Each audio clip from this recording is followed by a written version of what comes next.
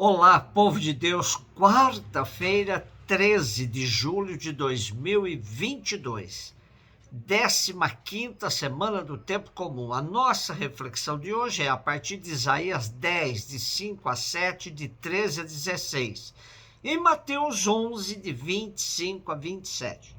Assim fala o Senhor: ai de Assur, vara de minha cólera, bastão em minhas mãos, instrumento de minha indignação. Eu o envio contra uma nação ímpia e ordeno-lhe contra um povo que me excita a ira, que o submeta à pilhagem e ao saque, que o calque aos pés como lama nas ruas. Mas ele assim não pensava. Seu propósito não era esse. Pelo contrário, sua intenção era esmagar e exterminar não poucas nações. Pois, diz o rei da Assíria, realizei isso pela força da minha mão e com a minha sagacidade, pois tenho experiência. Aboli as fronteiras dos povos, saqueei seus tesouros, derrubei de golpe os ocupantes de altos postos. Minha mão empalmou como um ninho a riqueza dos povos, e como se apanha uma ninhada de ovos, assim ajuntei eu os povos da terra. E não houve quem batesse asa ou abrisse o bico e desse um pio. Mas acaso gloria-se o machado em detrimento do lenhador que ele corta? Ou se exalta a serra contra o serrador que a maneja? Como se a vara movesse quem a levanta e um bastão erguesse aquele que não é madeira. Por isso, enviará o dominador, Senhor dos exércitos, contra aqueles fortes guerreiros, o raquitismo, e abalará sua glória com convulsões que queimam como fogo. O profeta Isaías, por meio deste oráculo, renova sua alerta aos reis de Judá, Acás primeiro, depois seu filho Ezequias, quanto aos rumos que a política está tomando no país. As alianças com potências estrangeiras, submetendo-se à vassalagem, é totalmente abominável. Porém, para ir para o enfrentamento contra os assírios, é preciso calcular quantos cavalos se tem para ir à luta, pois o fiasco poderá ser enorme. Então, Isaías, partindo da situação atual, alerta Judá que é preciso voltar ao Senhor, reassumir os compromissos da aliança feita com Javé. O profeta analisa que a causa das desgraças que estão por vir ao país são consequências do abandono destes compromissos, das infidelidades, das idolatrias que vêm sendo promovidas há muito tempo. Por outro lado, o profeta entende cada vez mais que a Assíria está sendo usada como instrumento de punição para advertir o seu povo e chamá-lo à conversão. Assim, lança um dos pilares básicos da teologia bíblica: tudo está nas mãos de Deus. A criação e a história estão submetidas aos seus desígnios. Para melhor se fazer compreender, o profeta descreve antropomorficamente a Deus, como se fosse uma pessoa ofendida e ultrajada, e o seu povo espezinhado como o pó dos caminhos. A situação não podia durar muito.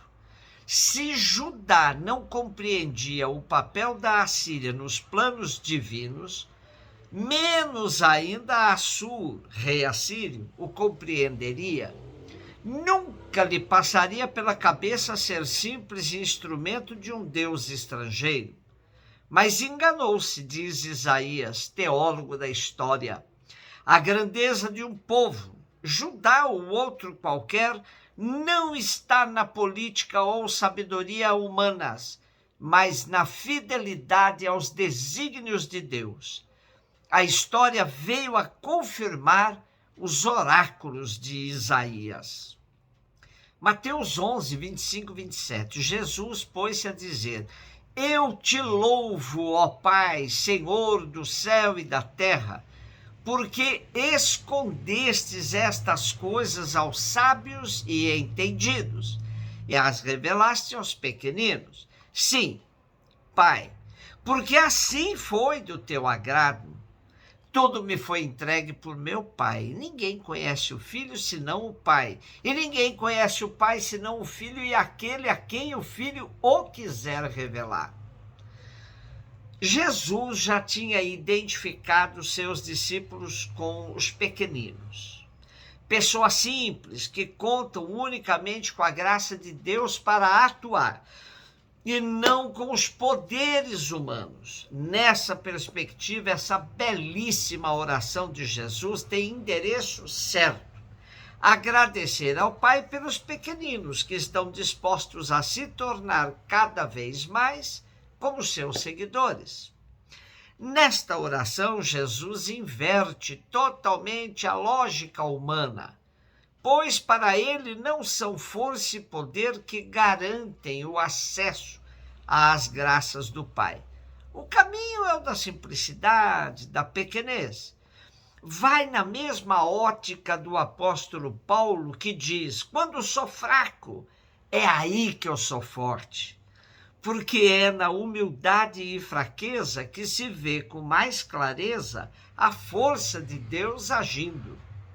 Os prepotentes confiam que eles tudo podem por meio da força das próprias mãos.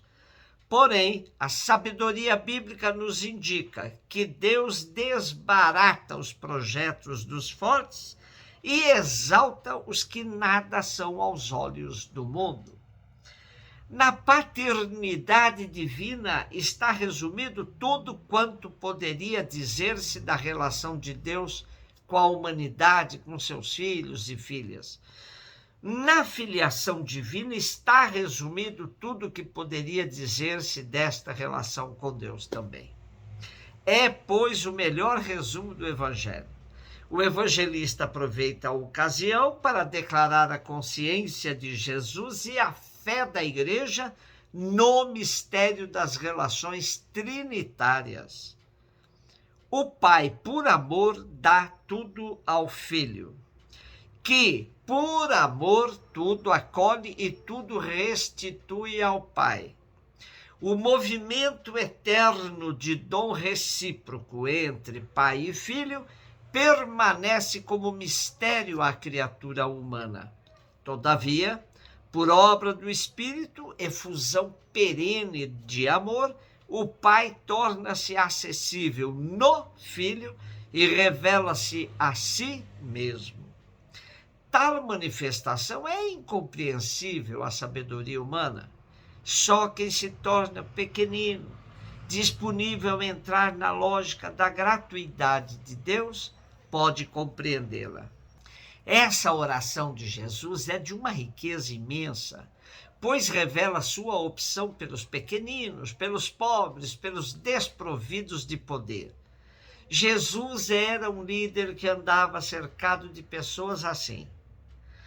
Seus amigos mais íntimos eram os pobres, os pequeninos. Se a igreja quer ser fiel a Jesus, é exatamente com os pequeninos que ela deverá caminhar e nunca procurar poder e ostentação. Essa oração serve também como critério de verificação de autenticidade da prática eclesial. Historicamente, constatamos que muitas vezes a igreja fez opções opostas ao Evangelho, buscando segurança nos poderes humanos em detrimento da proposta de Jesus e do seu Evangelho. A sabedoria dos pequeninos é o caminho real da igreja que quer ser fiel a Jesus. Um beijo no seu coração.